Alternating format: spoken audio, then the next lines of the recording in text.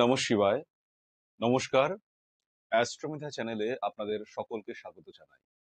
দর্শক, গ্রহদের যখন ট্রানজিট হয়, যখন গ্রহরা কোন একটি রাশিকে ত্যাগ করে আরেকটি রাশিতে প্রবেশ করে, যখন একটি বিশেষ রাশিতে একটি বিশেষ গ্রহের প্রবেশ হয়, তখন সেই ট্রানজিশন বা সঞ্চার নিয়ে, গ্রহের সঞ্চার নিয়ে আমরা জেনারেল একটি প্রেডিকশনস করি।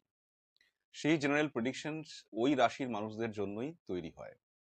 যেমন মীন রাশিতে শনির ট্রানজিট বা গোচর মীন রাশির জাতক জাতিকাদের জন্য কিরকম প্রভাব নিয়ে আসবে, কিংবা মীন রাশিতে শনির ট্রানজিট কুম্ভ রাশির জাতক জাতিকাদের জন্য কি প্রভাব নিয়ে আসবে, অথবা অন্য কোনো রাশির জাতক জাতিকাদের জন্য কি প্রভাব নিয়ে আসবে। এই হচ্ছে একটা জেনারেল প্রেডিকশনস দেওয়ার একটা প্রবণতা রয়েছে আমাদের মধ্যে। সাধারণভাবে যদি একটি গ্রহ যদি ন্যাচারাল ম্যালিফিক হয়, বেনিফিক গ্রহ না হয়, অর্থাৎ নৈসর্গিক অশুভ গ্রহ হয়, যদি সেটা রাহু বা শনি কিংবা কেতুর মতন গ্রহ হয়, তাহলে তাদের ট্রানজিট মানুষের মধ্যে একটু চিন্তা দুশ্চিন্তা তৈরি করে, একটা উদ্বিগ্নতা তৈরি করে যে কি হতে চলেছে, কি হবে। কিন্তু বাস্তবিক পক্ষে একটি নির্দিষ্ট রাশিতে একটি গ্রহের ট্রানজিট ওই রাশির সমস্ত মানুষদের জন্য কি একই প্রকার ফল দান করতে পারে, বা ওই সময়ে ওই রাশির সমস্ত মানুষদের জীবনে কি একই ধরনের ঘটনা ঘটে? মনে হয় তা হয় না, তা হওয়া উচিত নয়। তার কারণ প্রত্যেকের সময়কাল দশাকাল একরকম নয়।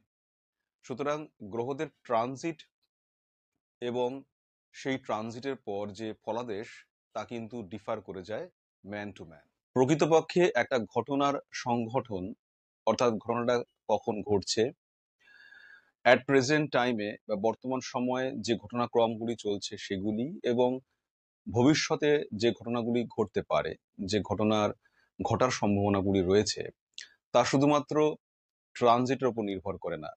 এক্ষেত্রে কারেন্ট দশা অন্তর্দশা অত্যন্ত গুরুত্বপূর্ণ।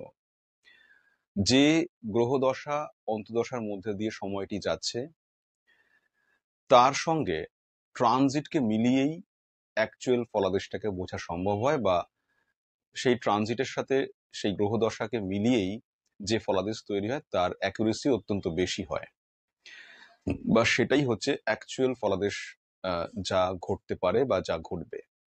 সুতরাং ট্রানজিট শুধুমাত্র নয়, প্রেজেন্ট দশা অন্তর্দশা এবং ট্রানজিট সবটুকুকে একত্রে মিলিয়েই একটা ব্যক্তির, একজন ইন্ডিভিজুয়ালের, একজন ব্যক্তি বিশেষের নির্দিষ্ট যার বার্থ চার্ট আছে, নির্দিষ্ট একজন মানুষের তার ব্যক্তিগত জীবনে যে ঘটনাগুলি ঘটতে পারে বা ঘটতে চলেছে তা বোঝা সম্ভব হয়, বা তার প্রেডিকশনস অ্যাকুরেসির সঙ্গে বলা সম্ভব হয়। অ্যাট প্রেজেন্ট যে সময়টির মধ্যে দিয়ে যাচ্ছেন, সেই সময়ে কি কি জিনিস ঘটতে পারে, বা এখন আপনাকে কি কি জিনিস ফেস করতে হতে পারে, কি কি ধরনের ঘটনা, অ্যাফেয়ার্স বা বিষয় আপনার জীবনে সক্রিয় হয়ে উঠতে পারে, তা যদি আপনি বুঝে নিতে চান বা বুঝে নিতে পারেন, তাহলে প্রেজেন্টকে নিয়ে খুব একটা অসুবিধা থাকে না। আর যে সময়টি আগত প্রায়, অর্থাৎ নিয়ার ফিউচারে যা ঘটতে পারে, নিয়ার ফিউচারে যা ঘটার সম্ভাবনা আছে, তা যদি আপনি বুঝে নিতে পারেন বা জানতে পারেন, তাহলে ফিউচার নিয়েও খুব একটা দুশ্চিন্তা থাকে না। কারণ যা কিছু আমরা জানি না, যা আমাদের কাছে অজানা, তা নিয়েই আমাদের দুশ্চিন্তা, তা নিয়ে আমাদের ভয়। কি হবে, কি হতে পারে, এই ভাবনা চিন্তার মধ্যেই সময় কেটে যাবে। কিন্তু যদি আমরা কিছু জেনে যাই, আমরা যদি আগে থেকে তার সম্পর্কে ধারণা করতে পারি, তাহলে দুশ্চিন্তা অতটা থাকে না, খুব একটা ভাবনার বিষয় হয়ে ওঠে না আপকামিং সময়টা। আজকের এই ভিডিওতে আপনি কিভাবে আপনার মহাদশা অন্তর্দশা এবং ট্রানজিটকে বুঝবেন, এই মহাদশা অন্তর্দশা ও ট্রানজিটকে মিলিয়ে কিভাবে আপনি একটা কনক্লুশনে আসতে পারবেন যে আপনার আগামী সময়টা কেমন হতে পারে, কি ধরনের রেজাল্টস আপনি পেতে পারেন, সেটা কিভাবে বুঝবেন, তার একটা বিশেষ পদ্ধতি নিয়ে আলোচনা করব। আমাদের ভারতীয় বৈদিক জ্যোতিষে অনেক ধরনের টেকনিক্স এর কথা বলা হয়েছে, অনেক ধরনের পদ্ধতি আছে দশা অন্তর্দশা কালকে বোঝা বা ইন্টারপ্রিট করার জন্য। কিন্তু আমি যে টেকনিকটি নিয়ে আজকে আলোচনা করব তা অত্যন্ত ফলপ্রসূ, সক্রিয়ভাবে তাকে কাজে লাগানো যায় এবং রেজাল্টস পাওয়া যায়, এবং টেকনিকটি খুব কঠিনও নয়, সহজ, আপনারা নিজেরাও করতে পারবেন। আজকের ভিডিওতে সেই টেকনিক বা পদ্ধতি নিয়ে আলোচনা করব, এবং আশা করি আজকের এই ভিডিওতে যে পদ্ধতি নিয়ে আলোচনা করব তা আপনাদের যথেষ্ট কাজে লাগবে। সারা জীবন আপনারা এই টেকনিককে ব্যবহার করে আপনাদের আপকামিং টাইমকে ধরতে পারবেন, বুঝতে পারবেন। একটা আন্ডারস্ট্যান্ডিং তৈরি হয়ে গেলে আপনারা নিজেরাই নিজেদের দুশ্চিন্তাকে দূর করতে পারবেন। তাহলে চলুন এই বিষয়ে যাওয়া যাক। ভারতীয় বৈদিক জ্যোতিষ, জৈমিনী জ্যোতিষ বা জৈমিনী অ্যাস্ট্রোলজি, কেপি সিস্টেম বা কৃষ্ণমূর্তি পদ্ধতি, অর্থাৎ ভারতীয় ট্র্যাডিশনাল অ্যাস্ট্রোলজি এবং অন্যান্য জ্যোতিষের যে শাখাগুলি রয়েছে, অন্যান্য অ্যাস্ট্রোলজির যে ব্রাঞ্চগুলি রয়েছে, তাতে মহাদশা, অন্তর্দশা, ট্রানজিটের বিভিন্ন ধরনের ইন্টারপ্রিটেশনের পদ্ধতি রয়েছে। অর্থাৎ আপনি আপনার মহাদশা, অন্তর্দশাকে, ট্রানজিটকে বিশ্লেষণ করে বোঝার জন্য বিভিন্ন ধরনের পদ্ধতিকে পেতে পারেন। প্রত্যেকটি পদ্ধতি কোনো না কোনো ক্ষেত্রে অত্যন্ত এফেক্টিভলি রেজাল্টস দেয়। এই সমস্ত পদ্ধতিগুলির মধ্যে একটি সহজ এবং খুবই কার্যকরী পদ্ধতিকে আজকে নিয়ে আলোচনা করব আপনাদের আমার এই ভিডিওতে। এই ভিডিওটিতে যদি আপনি বুঝে নিতে পারেন, তাহলে আশা করি যে এই পদ্ধতি আপনি সর্বসময় সব সময় ব্যবহার করে আপনি আপনার ট্রানজিট এবং দশা অন্তর্দশাকে ইন্টারপ্রিট করতে পারবেন এবং সহজে রেজাল্টস বার করে আনতে পারবেন। আজকে এই আলোচনাকে আমি দুটি অংশে ভাগ করেছি। একটি অংশে আমি পুরো থিওরিটিকে বোঝাবো, তারপরের অংশে আমি প্র্যাকটিক্যালি খাতা কলমে সেটি করে দেখাবো, যাতে আপনাদের বুঝতে সুবিধা হয়। এই পদ্ধতিটিকে প্রয়োগ করার জন্য বা এই টেকনিককে অ্যাপ্লাই করতে আমাদের দুটি চার্ট লাগবে। অর্থাৎ আমরা দুটি চার্ট নিয়ে এখানে কাজ করব। একটি হলো আপনার লগ্ন চার্ট বা বার্থ চার্ট, এবং অপরটি হলো আপনার গোচর, বর্তমান সময়ের গোচর ফলের চার্ট বা আপনার ট্রানজিট চার্ট। আর এর সঙ্গে লাগবে দুটি গ্রহ, অর্থাৎ একটি আপনার মহাদশার গ্রহ এবং একটি আপনার অন্তর্দশার গ্রহ। এদের সমন্বয় করে, এদের কম্বিনেশন করেই আমরা পদ্ধতিটিকে প্রয়োগ করে রেজাল্টসকে বার করে আনতে পারবো। প্রথমে যেটি করতে হবে তা হলো যে একটি খাতা বা একটি কাগজের মধ্যে আপনি আপনার বার্থ চার্টটিকে ড্র করে নেবেন। পাশাপাশি আপনি আপনার মহাদশা, অন্তর্দশার যে দুটি গ্রহ আন্ডারে চলছে, আপনার মহাদশা যার যে গ্রহের মহাদশা চলছে এবং যে গ্রহের অন্তর্দশা চলছে, সেই গ্রহ দুটিকে লোকেট করবেন বা তাদেরকে আইডেন্টিফাই করে নেবেন, তাদেরকে লিখে নেবেন, এবং পাশাপাশি আপনি আপনার ট্রানজিট চার্টটিও তৈরি করে নেবেন। এর জন্য সবথেকে সহজ পদ্ধতি হলো যে আপনি আপনার হরোস্কোপটিকে দেখুন। আপনার হরোস্কোপে আপনার বার্থ চার্টের লগ্নকুণ্ডলী তৈরি করা আছে এবং আপনার দশা, অন্তর্দশা কালের কথা উল্লেখ করা আছে। যদি কারোর না থাকে তাহলে বলবো যে একটা সহজ রাস্তা হচ্ছে যে আপনি আপনার মোবাইলে একটা কোনো অ্যাস্ট্রোলজির অ্যাপকে ডাউনলোড করে নিন প্লে স্টোর থেকে। তারপর সেই অ্যাপটি খুলে সেখানে আপনার বার্থ ডিটেলসকে এন্ট্রি করুন, ফিল আপ করুন, এবং তারপর তাকে স্টার্ট করে দিন। তো দেখবেন যে আপনার বার্থ চার্ট রেডি হয়ে গেছে। সেখান থেকে আপনি ডিটেলসটাকে তুলে নিন আপনার খাতায় এবং দশা, অন্তর্দশার গ্রহদের নাম লিখে ফেলুন, ও পাশাপাশি আপনি আপনার ট্রানজিট চার্টটিও তৈরি করে নিন। এবার একে প্রয়োগ করার জায়গায় আমরা এসে গেলাম। এবার থিওরি বা সূত্রগুলিকে কিভাবে অ্যাপ্লাই করতে হবে সে কথা বলি। ফার্স্ট যে থিওরিটির কথা, যে সূত্রটিকে আমরা অ্যাপ্লাই করব তা খুবই একটা সাধারণ জেনারেল সূত্র, কিন্তু এটি খুব গুরুত্বপূর্ণ। প্রথমেই দেখতে হবে যে যে গ্রহটির মহাদশা চলছে সেই গ্রহটি আপনার বার্থ চার্টে বা লগ্ন কুণ্ডলিতে লগ্ন এবং রাশির সাপেক্ষে কোথায় অবস্থান করছে। ধরে নিন আপনার ধনু লগ্ন এবং আপনার বৃশ্চিক রাশি, আর এখন আপনার মঙ্গলের মহাদশা চলছে। মঙ্গল রয়েছে থার্ড হাউসে, অর্থাৎ কুম্ভ রাশিতে। বার্থ চার্টে ধরুন আপনার মঙ্গল রয়েছে কুম্ভ রাশিতে, তাহলে লগ্নের রেসপেক্ট বা লগ্নের সাপেক্ষে মঙ্গলের অবস্থান থার্ড হাউসে, কিন্তু চন্দ্রের রেসপেক্ট বা চন্দ্রের সাপেক্ষে আপনার মঙ্গলের অবস্থান হচ্ছে ফোর্থ হাউসে। এভাবে আমাদেরকে দেখতে হবে যে যে গ্রহটির মহাদশা চলছে সেই গ্রহটি লগ্ন বা রাশির সাপেক্ষে কত নম্বর ঘরে অবস্থান করছে, এবং যে গ্রহটির অন্তর্দশা চলছে সেই গ্রহটিও লগ্ন বা রাশির সাপেক্ষে কত নম্বর ঘরে অবস্থান করছে। যদি এই হাউসগুলি লগ্ন বা রাশির সাপেক্ষে যদি এই হাউসগুলি 6th হাউস কিংবা 8th হাউস কিংবা 12th হাউস হয়, অর্থাৎ যদি লগ্ন বা রাশির সাপেক্ষে গ্রহগুলি 6 কিংবা 8 কিংবা 12 নম্বর ভাবে অবস্থান করে বা হাউসে অবস্থান করে, তাহলে রেজাল্টস কিন্তু পজিটিভ থাকবে না, সব সময় একটু নেগেটিভিটি নিয়ে আসছে। আর যদি তার উল্টোটি হয়, অর্থাৎ যদি এই গ্রহগুলি লগ্ন বা রাশির সাপেক্ষে 5th হাউসে কিংবা 9th হাউসে কিংবা 11th হাউসে, 4th হাউসে, 3rd হাউসে, এই সমস্ত হাউসে অবস্থান করে, তাহলে রেজাল্টস অনেক বেশি পজিটিভ, এবং দশা অন্তর্দশার গ্রহদের রেজাল্ট তখন আমাদের কাছে ক্লিয়ার থাকবে। এবার সেকেন্ড থিওরি বা দ্বিতীয় সূত্রটির কথা বলবো। এটি অত্যন্ত গুরুত্বপূর্ণ একটি সূত্র।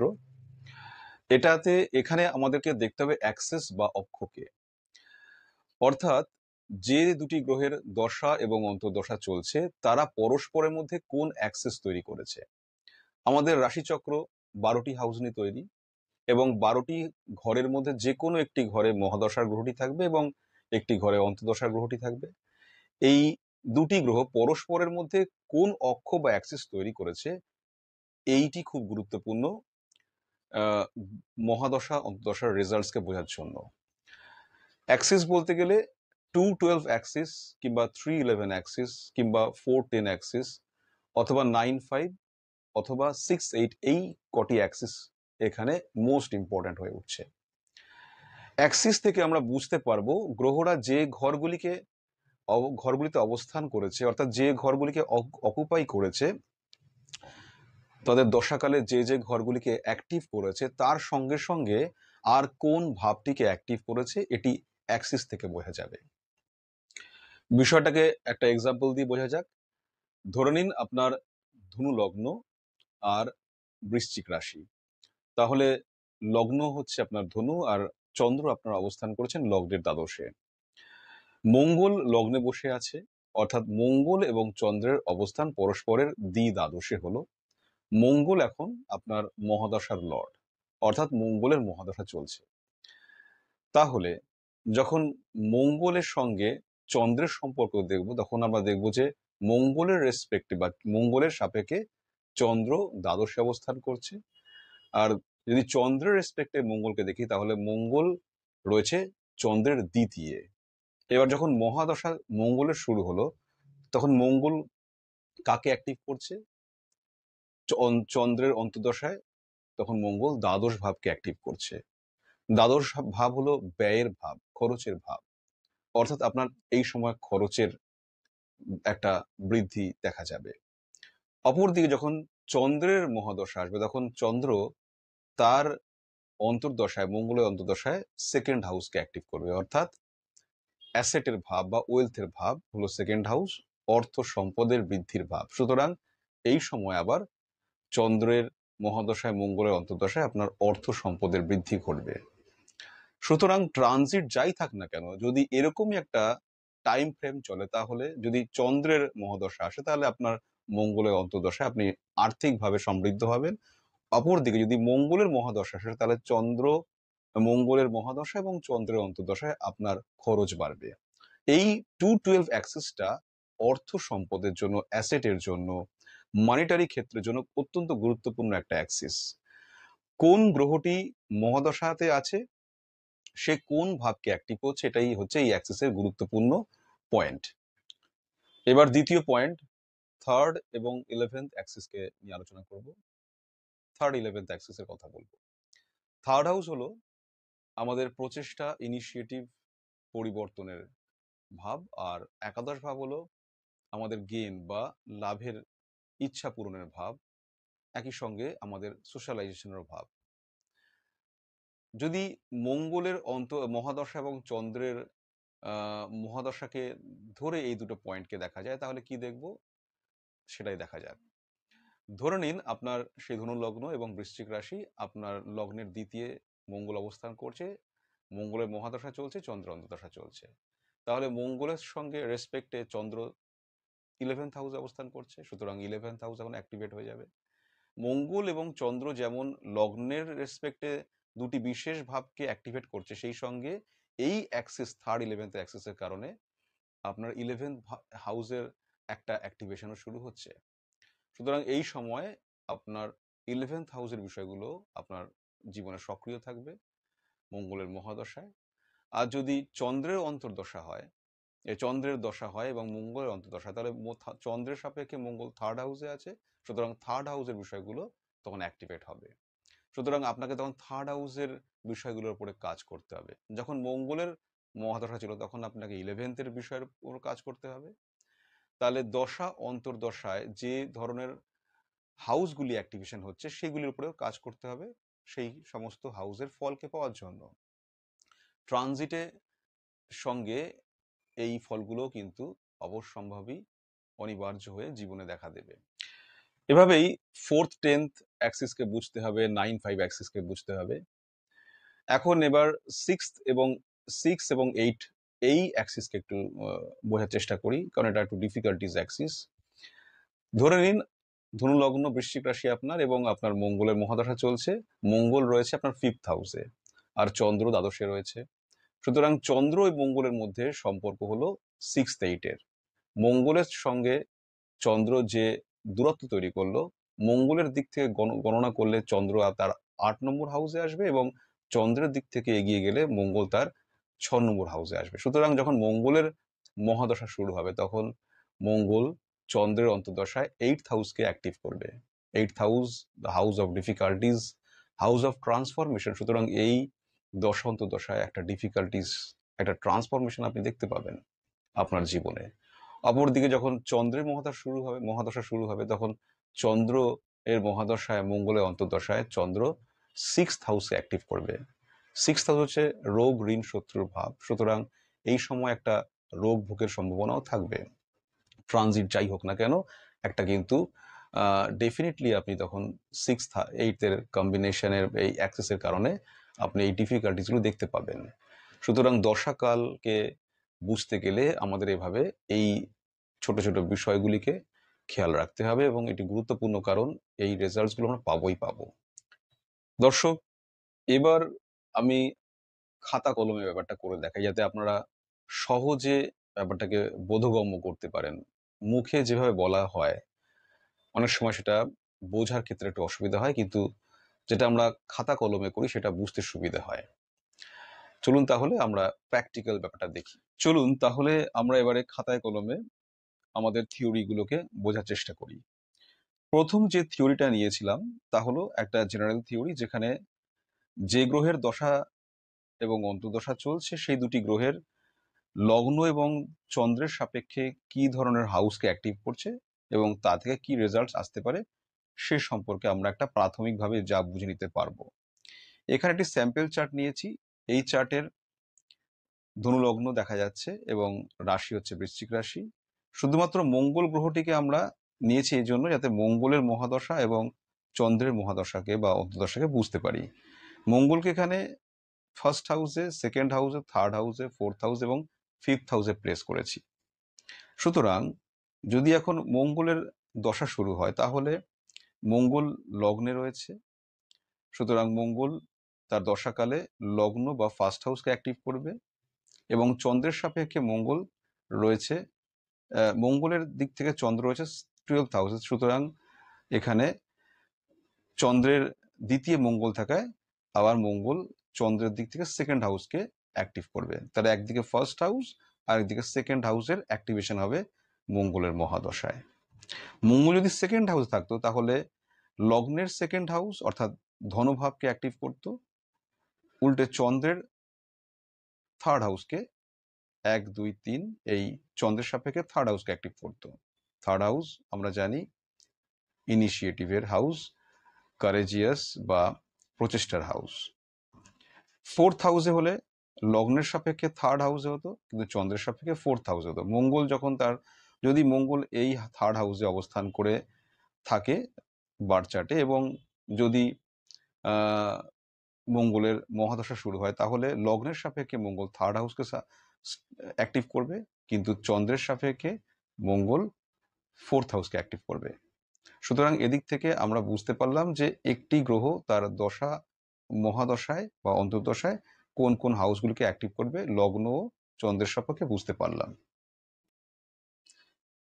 এবার যদি আমরা চন্দ্রের সাপেক্ষে দেখি, তাহলে চন্দ্রের যদি মহাদশা শুরু হয় বা অন্তর্দশা দেখি, তাহলে দেখবো যে চন্দ্র তার মহাদশায় লগ্নের 12th হাউসকে অ্যাক্টিভ করবে, অর্থাৎ ব্যয়ের ভাবকে অ্যাক্টিভ করবে।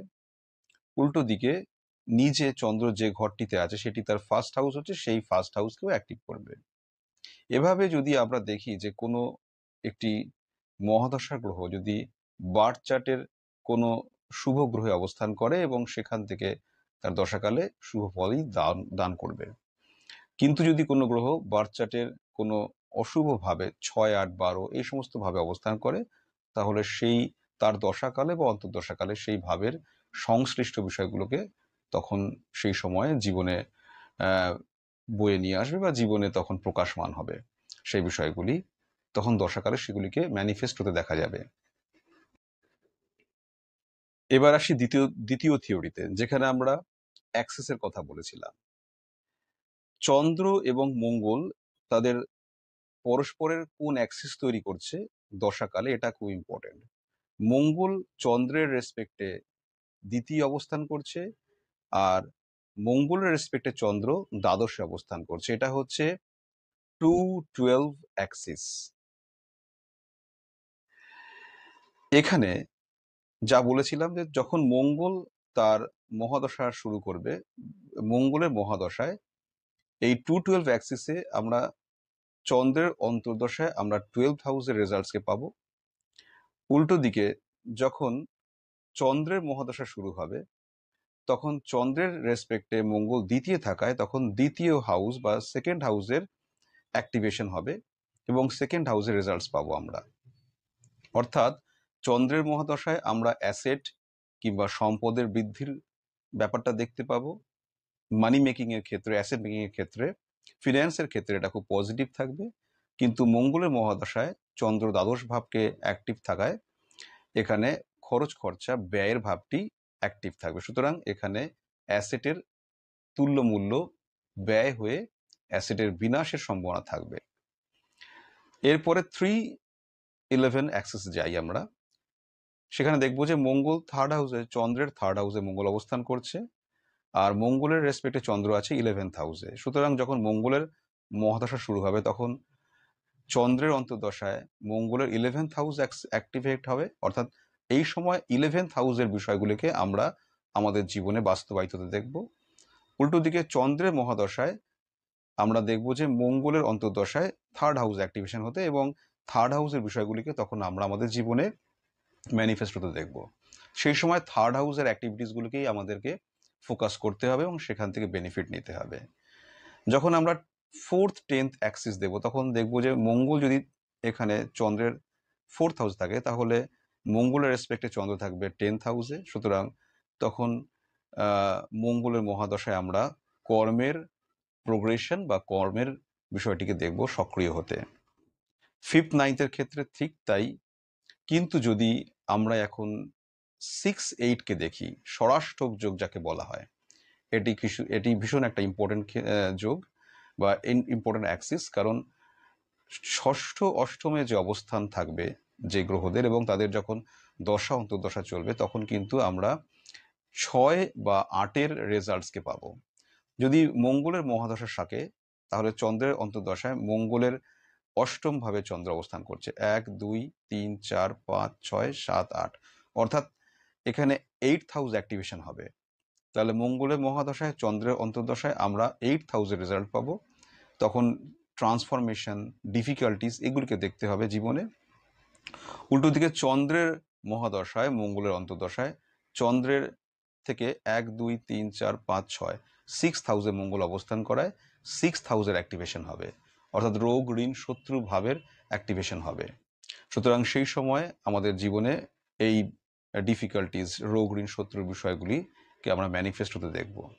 অর্থাৎ দশা অন্তর্দশায় এই অ্যাক্সিসগুলো আমাদেরকে বুঝতে সাহায্য করবে কিভাবে একটা দশা অন্তর্দশার মাধ্যমে একটা বিশেষ ভাব অ্যাক্টিভ হচ্ছে এবং সেই সংশ্লিষ্ট বিষয়গুলো আমাদের জীবনের উপরে সক্রিয় হচ্ছে ফল লাভের ক্ষেত্রে। এবারে আমি একটা বার্থ চার্ট এবং ট্রানজিট চার্টকে নিয়েছি, এদের কম্বিনেশনকে দেখাবো। এখানে একজন ব্যক্তির বার্থ চার্ট আছে, তার date of birth, time of birth আমি এখানে লিখিনি, বাট এটা একদম এক্সাক্ট চার্ট। কিছুদিন পূর্বে এই মানুষটি আমার কাছে এসেছিলেন। ধনু লগ্ন, লগ্নে দ্বাদশে চন্দ্র, বৃহস্পতি, একাদশে শনি, চতুর্থে রবি বুধ, পঞ্চমে শুক্র মঙ্গল এবং সপ্তমে রাহু। এই হলো তার ন্যাটাল চার্ট। এই ব্যক্তির বার্থ চার্টে গ্রহদের প্লেসমেন্ট এরকম হয়েছে, আর বর্তমানে তার শুক্রের মহাদশা এবং চন্দ্রের অন্তর্দশা চলছে। 25 মার্চ সকাল 5:30 ট্রানজিট চার্ট করে আমি এখানে তৈরি করেছি ট্রানজিট চার্ট। যদি শুধু লগ্ন চার্টের ওপরে আমরা প্রিভিয়াস যে থিওরিগুলো দেখেছি তাকে অ্যাপ্লাই করি, তাহলে দেখব যে লগ্নের সাপেক্ষে শুক্র রয়েছে ফিফথ হাউস, এবং চন্দ্রের সাপেক্ষে শুক্র রয়েছে এখানে 12th হাউসে, চন্দ্র রয়েছে। তো চন্দ্রের সাপেক্ষে 1 2 3 4 5 6 6th হাউসে রয়েছে। চন্দ্রের অন্তর্দশা এবং শুক্রের মহাদশা চলছে, তাহলে লগ্নের সাপেক্ষে এই শুক্র ফিফথ হাউসের রেজাল্টসকে বয়ে আনবে, আর শুক্র থেকে চন্দ্রের যে অবস্থান তা 8th, 1 2 3 4 5 6 7 8, অর্থাৎ এখানে 6th 8 একটা অ্যাক্সিস তৈরি হয়েছে। সুতরাং এখানে এই সময় এই চন্দ্রের মহাদশায় অন্তর্দশায় এই ব্যক্তিকে ডিফিকাল্টিস ফেস করতে হচ্ছে, কারণ এখানে ষড়াষ্টক যোগ তৈরি হলো, 6-8 ষড়াষ্টক যোগ, যাকে অ্যাস্ট্রোলজিতে অনেক ক্ষেত্রে একটা ভয়ের বিষয় বলে মনে করা হয়, বাট আমার মনে হয় এটা শুধুমাত্র একটা ডিফিকাল্টিস টাইমকেই আনতে পারে, তার বেশি খুব কিছু নয়। এখানে একটু চ্যালেঞ্জেস থাকবে এই সময়টাতে, যা এই ব্যক্তি অলরেডি পাচ্ছেন। এবারে আমরা ট্রানজিট চার্টকে বার্থ চার্টের সঙ্গে অ্যালাইন করব। 25 মার্চ সকাল 5:30 ট্রানজিট চার্ট। গ্রহদের অবস্থান আমরা দেখতে পাচ্ছি। শনি রয়েছে বার্থ চার্টের 3rd হাউসে এবং বৃহস্পতি রয়েছে বার্থ চার্টের 6th হাউসে। এখানে যে লগ্নটা দেখতে পাচ্ছি, এই লগ্নটাকে বাদ দিয়ে গ্রহগুলিকে ন্যাটাল চার্টের লগ্নের রেসপেক্টে বসাতে হবে। তাহলে দেখতে পাবো যে আমরা যে গ্রহরা ন্যাটাল চার্টের কোন কোন হাউসে ট্রানজিট করে আছে। এখানে আমি শনি এবং বৃহস্পতিকে নিয়ে এক্সাম্পলটা দেখাতে চাইছি, কারণ এই দুটি গ্রহের ট্রানজিটের ক্ষেত্রে অত্যন্ত গুরুত্বপূর্ণ রেজাল্টস থাকে। রাহু কেতুরও গুরুত্বপূর্ণ প্রভাব থাকে। তো দেখা যাচ্ছে যে এই ব্যক্তির লগ্নের 3rd হাউসে শনি ট্রানজিট করেছিল বিগত 2.5 বছর ধরে, এবং 2023 সালে 5th হাউসে তার বৃহস্পতি ট্রানজিট করেছিল। যখন বৃহস্পতি ট্রানজিট করেছিল 5th হাউসে, তখন শুক্রের মহাদশায় তার সন্তান লাভ হয়েছিল, এবং বৃহস্পতি সেই ট্রানজিটে এসে 5th হাউসে এসে সন্তান লাভকে একটা ডেফিনিট জায়গায় দাঁড় করিয়েছিল। এখন 2024-25-এ বৃহস্পতি রয়েছে এই ব্যক্তির 6th হাউসে, আর বর্তমানে শুক্রের মহাদশা ও চন্দ্রের অন্তর্দশা চলছে, অর্থাৎ শুক্র এবং চন্দ্র পরস্পরকে 6-8 অ্যাক্সিসের মধ্যে রেখেছে। এখানে 8th হাউসের অ্যাক্টিভেশন আছে। 8th হাউস হেলথকে দেখায়, ডিফিকাল্টিসকে দেখায়, ট্রান্সফরমেশনকে দেখায়। বৃহস্পতি আসার পর থেকে এই ব্যক্তির হেলথের ইস্যুস তৈরি হয়েছে, যা এখনো চলছে। সুতরাং এই ট্রানজিট তার হেলথ ইস্যুসকে বাস্তবায়িত করলো। আমরা এভাবে দশা সঙ্গে অন্তর্দশার সঙ্গে ট্রানজিটকে মেলালে ঘটনা সংগঠনের সময়কালকে বুঝতে পারবো এবং কতখানি তা বাস্তবায়িত হচ্ছে তাকেও দেখতে পাবো। এবার শনিকে দেখা যাক। শনি তার 3rd হাউসে অবস্থান করে আছে বিগত 2.5 বছর ধরে, এবং এই শনির অবস্থান চন্দ্রের 4th হাউসে। অপরদিকে রাহু অবস্থান করে আছে ন্যাটাল চার্টের 4th হাউসে লাস্ট 1 বছরের বেশি সময় ধরে। সুতরাং রাহু যখন 4th হাউসে আসে, ন্যাটাল চার্টের 4th হাউসে, তখন রাহু একটু মানসিক দিকটা একটু বিচলিত করতে পারে, একটা মানসিক ক্ষেত্রে তার একটা প্রভাব রাখে। এবং শনি চন্দ্রের রেসপেক্টে, এটা হচ্ছে একটা চন্দ্রের রেসপেক্টে শনি 4th হাউসে থাকায় সেটিও মানসিক দিকটিতে প্রভাব বিস্তার করেছিল। ফলে একটা মানসিক উদ্বিগ্নতা বা একটা চাপ তিনি অনুভব করেছিলেন, উনি করে চলেছিলেন এই দীর্ঘ সময় ধরে। কিন্তু লগ্নের তৃতীয় 3rd হাউসে স্যাটার্নের প্লেসমেন্ট থাকার কারণে, ট্রানজিটে অবস্থান করার কারণে এই ব্যক্তি কিন্তু এই ডিফিকাল্টিজের সময়ের মধ্যেও প্রচেষ্টা করেছেন নিজের জীবনের অবস্থার পরিবর্তন করতে, এবং তিনি অনেক ক্ষেত্রে সফল হয়েছেন। তার ইনিশিয়েটিভসগুলো কিন্তু এই সময় থেকেই ছিল, এবং তিনি অনেকগুলো ইনিশিয়েটিভসে সাকসেসও পেয়েছেন, যা আমার তার পার্সোনাল বার্থ চার্টের অ্যানালিসিস করতে গিয়ে আমি যা দেখেছি। এভাবে আমরা একটা বার্থ চার্টকে দশা, অন্তর্দশা এবং ট্রানজিটের মধ্যে দিয়ে অ্যানালিসিস করতে পারবো, এবং বুঝতে পারবো যে বর্তমান সময়ে কি ধরনের সময়ে কি ধরনের ফল পেতে পারেন সেই ব্যক্তি, এবং কি ধরনের রেজাল্টস গুলো ম্যানিফেস্ট হতে পারে। দর্শক, খাতায় কলমে যেভাবে করে দেখাতে পারলাম তাতে বোধহয় একটু সুবিধা হবে আপনাদের ব্যাপারটা বুঝতে, থিওরিগুলোকে অ্যাপ্লাই করতে সুবিধা হবে। যদি মনে করেন তাহলে আপনারা খাতা কলমে এভাবে লিখে নিতে পারেন সমস্ত ব্যাপারটাকে। আর একটা কথা আগে উল্লেখ করা হয়নি, সেটা বলা দরকার, তা হচ্ছে যে যে দুটি গ্রহের দশা এবং অন্তর্দশা চলছে, আপনার বার্থ চার্টে যে দুটি গ্রহের মহাদশা এবং অন্তর্দশা চলছে, সেই দুটি গ্রহ আপনার বার্থ চার্টে যে যে হাউসের লর্ড বা যে যে ভাবের অধিপতি, সেই ভাবগুলি কিন্তু সেই দশা অন্তর্দশায় অ্যাক্টিভ থাকবে।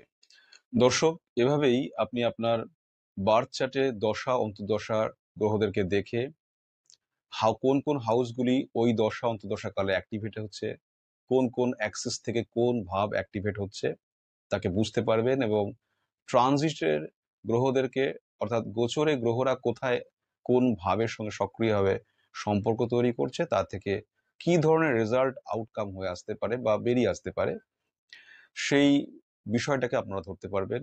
সুতরাং এর মাধ্যমে আপনারা আপনাদের আগামী সময়টিকেও বুঝতে পারবেন এবং বর্তমান সময়টিকেও ধরতে পারবেন, এবং এদের এই তথ্যগুলিকে সঙ্গে রেখে আপনি আপনার নেক্সট প্ল্যান প্রোগ্রামগুলি করতে পারবেন। যদি সময় শুভ থাকে, যদি কোনো পজিটিভ টাইমের ইন্ডিকেশন থাকে, তাহলে তাকে কাজে লাগিয়ে আরও নিজেদেরকে বর্ধিত করতে পারবেন, আপনাদের ডেভেলপমেন্ট করতে পারবেন। উল্টো দিকে যদি সময় খারাপ থাকে, 6-8 অ্যাক্সিস অ্যাক্টিভেট থাকে, তাহলে সেই মতন করে নিজেদেরকে ব্যালেন্স করার চেষ্টা করবেন, সময়টাকে ট্যাকেল করার চেষ্টা করবেন। আজকের ভিডিও এখানেই শেষ করছি, আর বর্ধিত করব না। আশা করি এই তথ্য আপনাদের কাজে লাগবে। নেক্সট ভিডিওতে আরো কোনো তথ্যমূলক বিষয় আপনাদের কাছে তুলে ধরবো। ততক্ষণ পর্যন্ত ভালো থাকুন। নমস্কার।